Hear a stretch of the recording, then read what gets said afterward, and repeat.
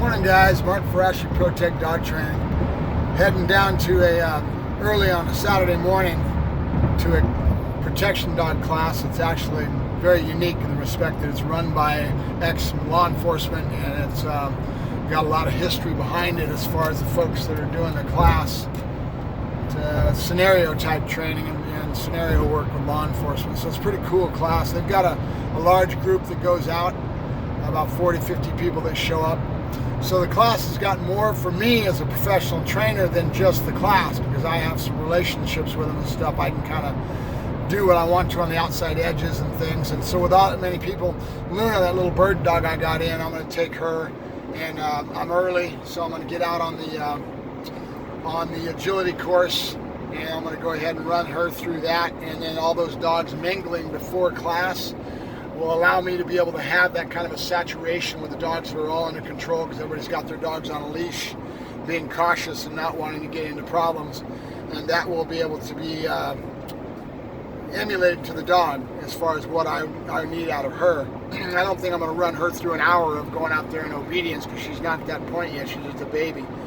But the environmental is good for her. You know, I've been doing a lot with these folks where I'm getting some neat environments, going up to my buddy Ted's place with leashless, and he had that supervised pack interplay going on with his dog. He's got dog play yards and everything. That was excellent for us. So this sort of thing, is pack interplay, is really an important part of things if you can get it to your dog, and not everybody can, and you can't do what I do, where I have so much knowledge about what's going on, who and who's working with what. Sorry about the light, guys. It's early in the morning, about 6. It's about 7 o'clock right now.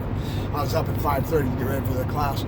So then I'll go ahead, and I've got Buddy with me, and I've got Joker with me. And so I'll take Buddy out, probably put him through the obedience, because he's at that point where he needs to be around this kind of thing, where he's saturated with that many dogs, in a group class orientation is real good for him.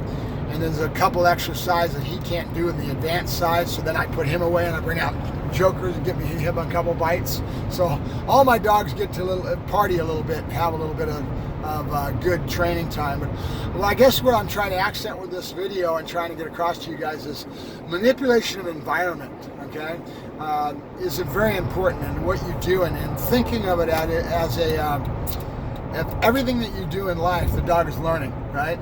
And so environmental, if you put that in your training program and really start to think when you want to go do things, and you're not just in a park going heel, sit down, stay, and you're doing this structured obedience that you do, realize how important environmental is to your dog's training. Okay, you saw me going out and talking about that off switch and doing that restaurant routine and teaching a dog to have an off switch. That is taught by just environmental, you know, and that's the main thing with it.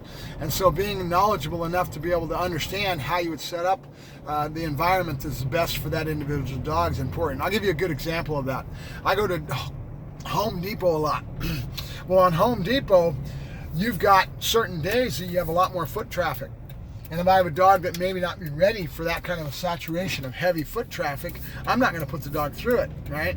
I'm going to go out on a weekday, maybe on a Wednesday in the middle of the afternoon when there's a lot less foot traffic in the store, and I'm going to let the dog experience the store and put that environment on him, but I'm not going to have many people in that much saturation.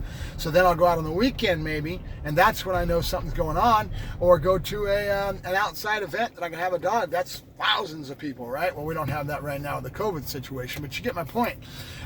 Learning and being aware of and cognizant of how to manipulate environment that's going to be the most advantageous for your training program is important, right?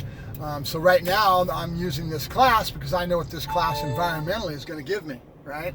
So that's what's important. And I'm lucky enough that I have enough connections and enough knowledge about what type of things are going on around me, they're going to be the best for my dog. So in this case, we're going down to this class. So that's my little ramble for this morning, as I'm on my way out the door and going to this class, and early in the morning. So we'll talk to you soon. I thank you as usual for listening to all my yak, and we'll be in touch. Thank you. Mark Ferrasci, Protect Dog Training, signing off. Bye-bye.